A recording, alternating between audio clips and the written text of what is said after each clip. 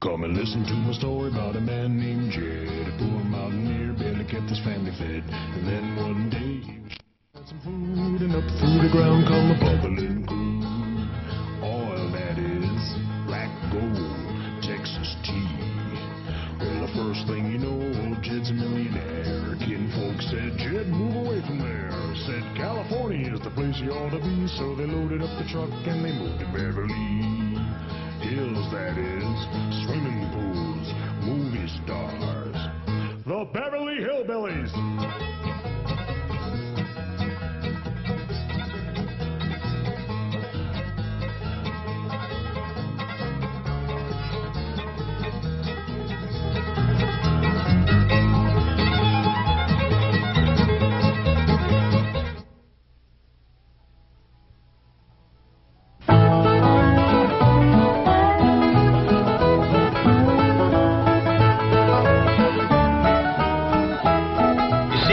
It's easy. I just throw this stick out yonder, you pick it up and fetch it back. Okay? Well, we'll do it again. Go on, boy. Get it. Fetch it to him. Fetch it, fetch it. All right, I'll show you. Just once more now. You watch.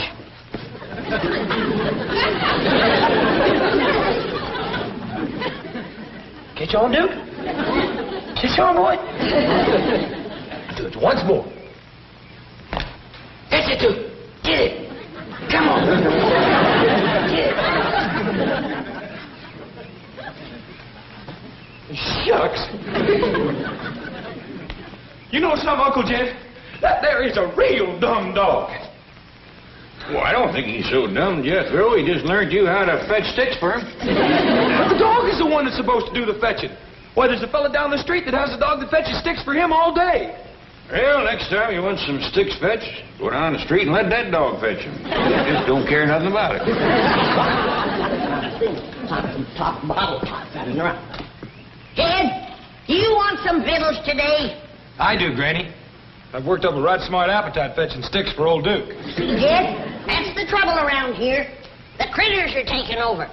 Billy May has done made pets out of everything but my pickled turnips.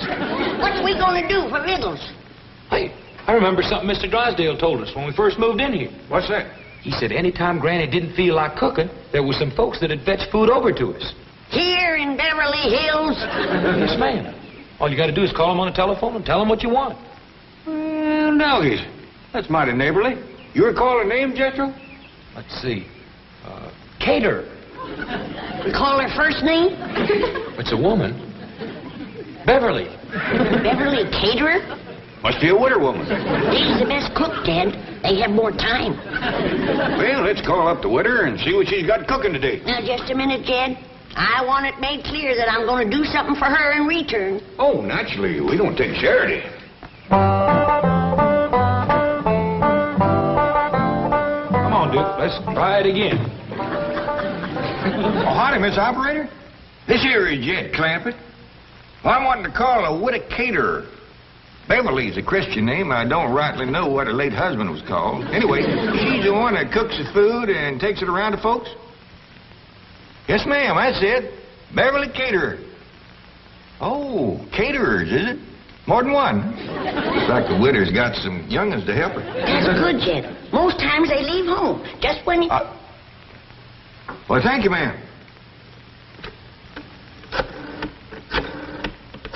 What was that you saying, Granny? I was saying that most times the young'uns leave home. Just about the time that you're...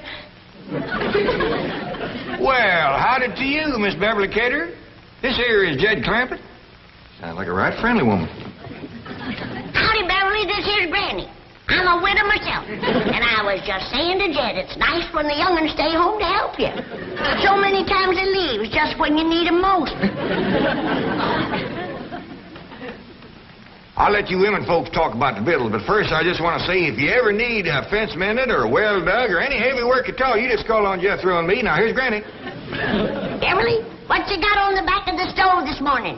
I don't want to put you to no extra trouble. Huh? Well, me, I'm partial to baked possum, but we'll take jowls or fatback or sow belly. Any kind of meat will pleasure us considerable. What's that? Bunch of nuts. Well, you can send them along. I'll tell you right now, the critters will get the bulk of them.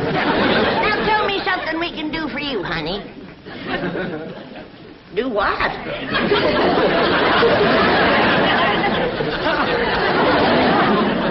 Hello? I declare, Jed, I never knowed anybody could turn nasty quicker than her. I wonder what set her off. Hard to tell, Jed. A generous woman like her probably gets took advantage of a lot. And tired to boot, I reckon. Uncle Jed, I can't learn this dumb old dog to fetch his stick. Well, Duke ain't about to waste his time chasing a piece of wood. He's a hunting dog. Well, can I take him hunting then? I'd like to see him chase something. Praise be. That's an idea that might put some fresh meat on our table. All right, boy. It makes more sense than fetching a stick, especially the Duke. You want to come along, Granny? No, I better stay here and guard my kitchen. Okay. Come on, Duke. Let's get the guns. Guard your kitchen against who, Granny? Against Ellie's critters, that's who. They's beginning to take over. Why, I can't hardly... That little rascal learned to open the icebox. Them's the last of my pickle paw-paws. Come back here, you hairy little varmints. Get your paw-paw picking paws off of my pickle paw-paws. Howdy, Miss Beverly. It's me, Jed Clampett. Sounds like you're in the right friendly mood again. Jethro's going out to shoot us some fresh game meat, and the monkey got in the icebox, and Granny's right upset. Now, Beverly, could you spare us a jar of pickled paw-paws? What's that? Why, Miss Cater, I never... Hello? Miss Cater? Hey, Uncle Jed, see that Miss Cater being a widow. Such a good cook and friendly and generous and all. How about you courting her? Get Ellie a new ma, huh? I don't think so, Jethro. She's got a temper goes off just like that, and when it does, she turns plumb nasty. Matter of fact, I'm beginning to wonder whether Mr. Cater passed on natural or not. Just an idea. Come on, Duke. How come you're toting so many guns in that shovel, Jethro? Granny gave me strict orders not to come back empty-handed. I'm ready for anything that jumps, flies, runs, or digs into the ground. Good luck, boy. Oh, gee, thank goodness you're back. I didn't want to disturb you at the meeting, but your wife has been calling frantically. Oh, that woman gets hysterical over nothing. What's it now? Well, it seems there's a kangaroo in your backyard. You see, the slightest little... What? What? A kangaroo? Where did it come from? Australia. That's the only continent where... Oh, I know that. How did it get in my backyard? Well, your wife was rather incoherent, but Ravenswood said it's from the Second National Bank of Melbourne. Second National Bank. Oh, that's where Gene Sandbloom was transferred to from... That explains his Christmas card. May I share the humor of the situation, Chief? Well, I sent him an alligator wallet, so he said he was going to send me a kangaroo pouch. Kangaroo pouch? On the hop, as it were. Mr. Sandbloom does have a sense of humor. Yes, we'll have the zoo pick it up. I'll call Margaret. Mr. Drysdale's office? Oh, Ravenswood. Uh-huh. Mm-hmm. Good, I'll tell Mr. Drysdale. Oh, and don't worry about the kangaroo. The zoo will take care of it. Right. Cheerio. Ravenswood has your wife under sedation, and she's resting comfortably. Oh, good.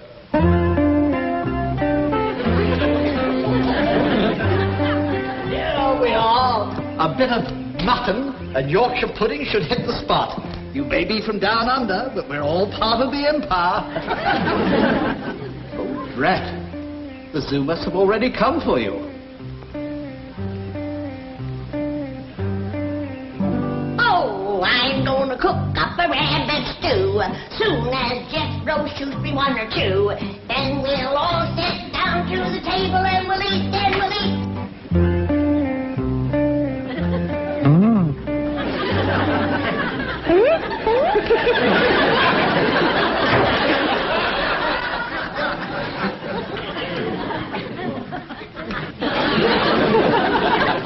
How's it going, Granny? Kid, did Jethro leave to go hunting yet? Yep. Well, he needn't have bothered. There's a jackrabbit out back that high.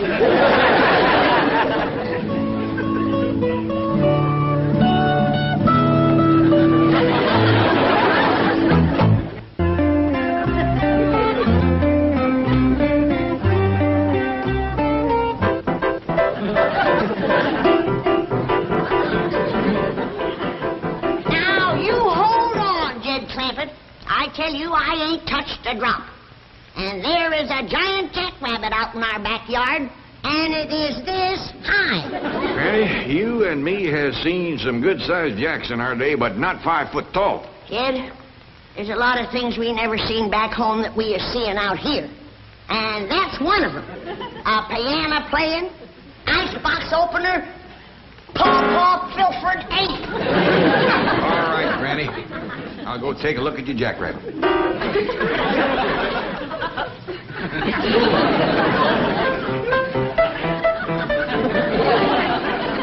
on, you can see for yourself. He can jump over this house, I tell you, in one hop. Whereabouts is he? I don't know. But sure as I live and breathe, he was sitting right there, 5 foot tall and looking me in the eye. 5 foot tall sentinel, was he? Yes, he was. Where did that jackrabbit go? Well, why don't you look out front? Maybe he hopped over the house, just like you said. You think I'm talking nonsense, but you'll see, because I'll find him. What's all sad about, Granny? Nothing. Don't tell her, Jed. I don't want her making a pet out of all that meat. See, go in the kitchen and get out my biggest pot and start peeling taters. Lots of them. Here, Jack. Here, Jack. Here, Jack. Who's Jack, Paul? Never mind, Ellie. Just try to keep your critters from pestering Granny. You got her so upset she's got into her jug, and now she's seeing visions. What kind of visions? Yeah, well, I reckon it's all right to tell you. Granny thinks she's seen a 5 foot jackrabbit.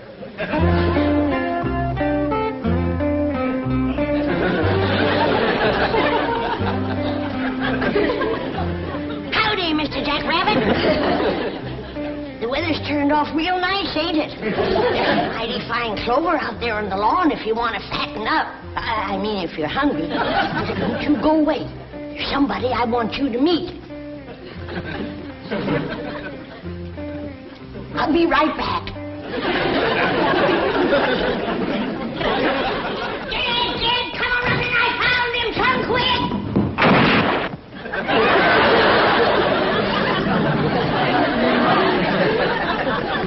Dad, I seen him again. The giant jackrabbit. I bet you did. He's right out front. Come on, I'll show him to you. Maybe you better lay down a spell. No, he'll get away again. All right, I'll take a look.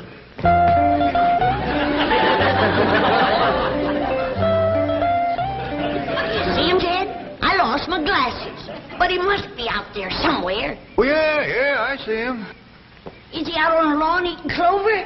Great big old pink jackrabbit. Pink! Now, don't get upset. There's other colors, too. There's a blue one. There's a green one. Here comes one with purple polka dots. I wish I could see him. What's that you say, Mr. Jackrabbit? All right, I'll tell her. He says he thinks you ought to go in and lay down. Yeah, I think I better had Jed. Howdy, Miss Jane. Jethro! And you've got a wonderful surprise. But why do you look so worried, noble beast? Because I can't find no good hunting place, that's what. And Granny gave the strict orders to bring home some meat. Oh, Jethro, food should never be a problem to people of your means. There are markets, supermarkets, caterers. Uncle Jed called that there Beverly caterer, and he got mean-mouthed something awful. Mean-mouthed? Yeah. He says she's the nastiest tempered woman that ever answered a telephone. Well, Mr. Drysdale shall hear this. The bank has a substantial interest in Beverly caterers. You wait here. Well, howdy, Beverly. This is Jed Clampett. You're sounding right pleasant again.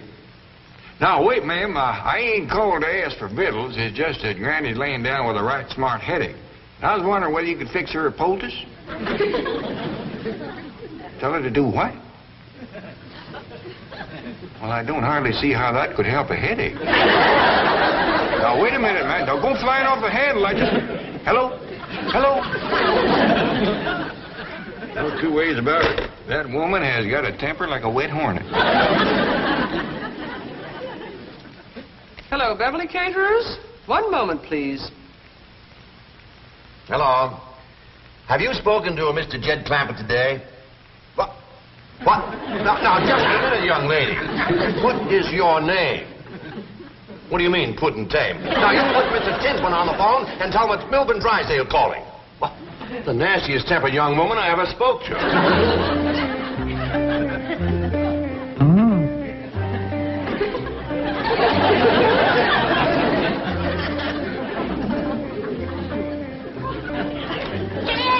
Jed, come quick.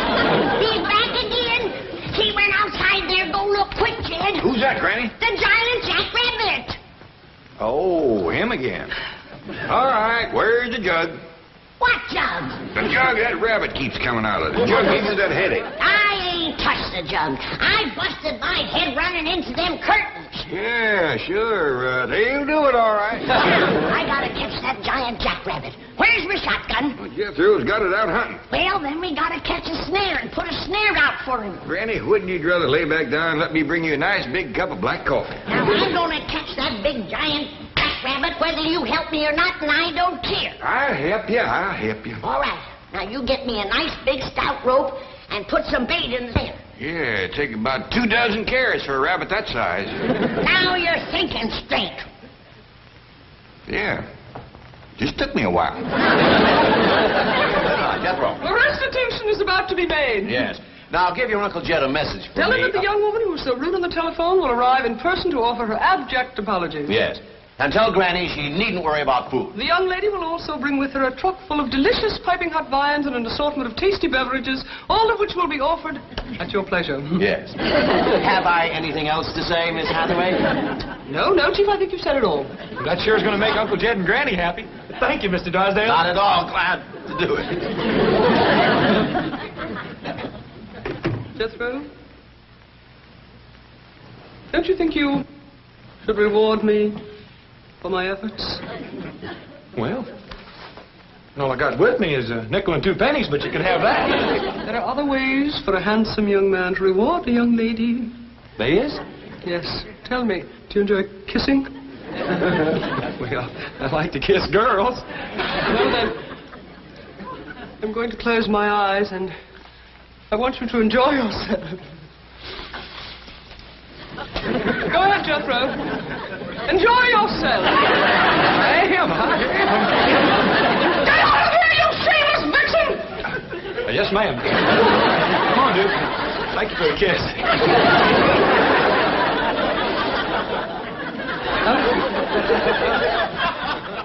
Now, let's see.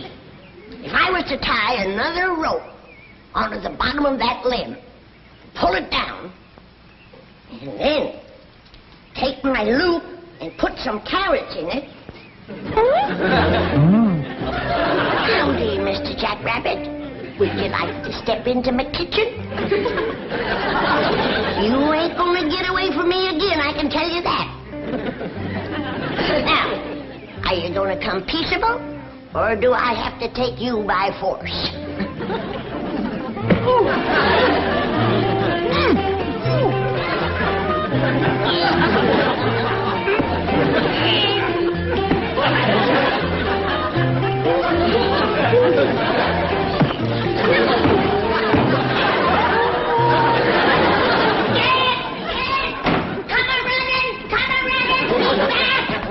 Quieten down, Granny. What's the matter now? The giant jackrabbit. I had him cornered, but he fist-fought me.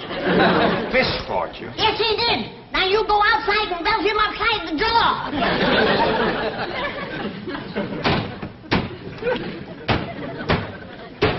Granny, where are you hiding them jugs?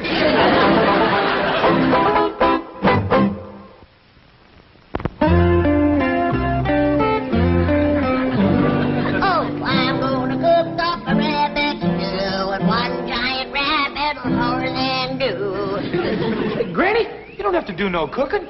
Like I said, that there Beverly Caterers is going to bring over a whole truckload of viands and beverages. I ain't depending on nobody with a temper as bad as her. Besides, I don't need her viands. For the next couple of weeks, we're going to be eating high on the rabbit. Well, where'd you get all the rabbits? One rabbit, Jethro. One rabbit? He must be a whopper. Remember those big mountain jacks we used to see back home? Yeah? I seen me a jackrabbit that could put a pair of them in his pocket. In his pocket? Sure. He stands 5 feet tall and he has a pocket right. You don't believe me, do you? Oh, yes, I do, Granny. No, you don't. Oh, Granny, I sure I do. No, you don't. All right, I don't believe you. How dare you call me a liar?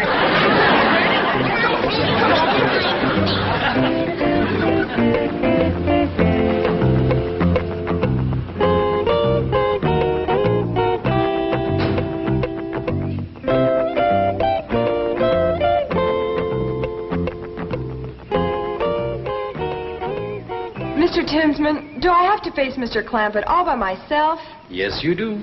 You're the one who insulted him on the phone. And you're the one he'll expect an apology from. But he talked like a nut. Miss Billington, a man as rich as Mr. Clampett may talk like an eccentric, but never like a nut. I sure hope he'll forgive me. He'll forgive you. If he's anywhere between 15 and 95, he'll forgive you. I'll take the food round to the kitchen.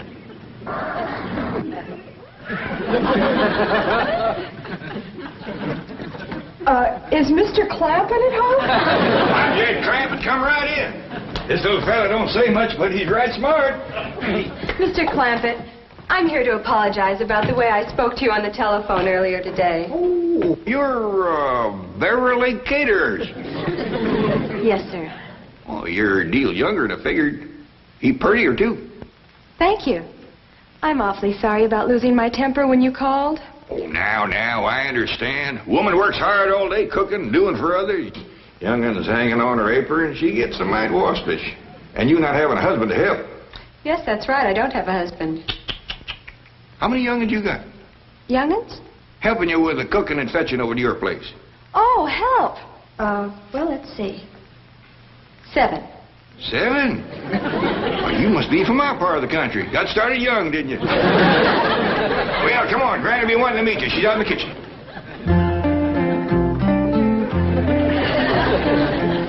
I got you, you big overgrown rascal. Now you're coming into the house to show you to Jim. And then you're going into the stew. Where you're going?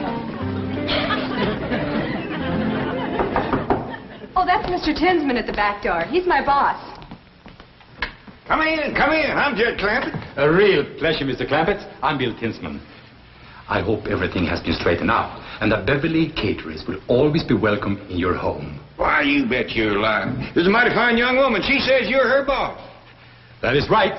I own Beverly Caterers. What dickens you say? Can you do that out here? Why, of course. Mr. Drysdale holds a small mortgage, but as soon as that's paid off, she's all mine. That don't take the ham off the hog. Now, Jed, you can see I ain't been at no junk. These folks is Beverly Caterers and Bill Tinsman. These are the ones that does all the cooking. I hope we can cook for you, Granny. You can commence with this one. I caught him, now you can cook him. Why, you little varmint, you untied my giant jackrabbit. Giant jackrabbit? Yes, my giant jackrabbit. That's what I wanted you to cook for me. He stands about 5 foot tall, has brown eyes, and a pocket right here. Now, don't you go away. I'll go get him for you. We'll be back directly. You all go in the parlor and let the little fella play piano for you.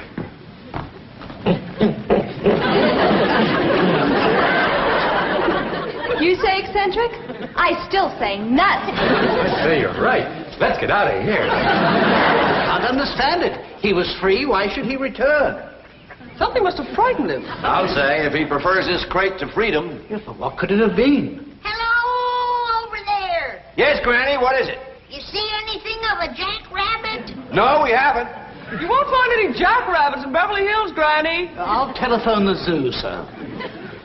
I say there's a giant jackrabbit around here someplace, and I'm going to find him if it's the last thing I ever do. Sure you are, Granny. Now, come in, lay down, and I'm going to get that nice Beverly Caterers to make a poultice for your head. Granny, you caught some in your snire. See, Jed wanted to tell you. What'd she catch, Ellie? Jethro! Hey, Uncle Jed! Cut me down! Uncle Jed! He cut me down! Uncle Jed!